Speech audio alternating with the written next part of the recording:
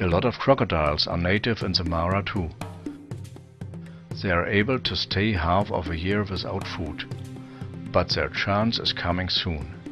Twice a year, Samara gives a unique nature's spectacle. Then the wildebeests and zebras have to cross the river.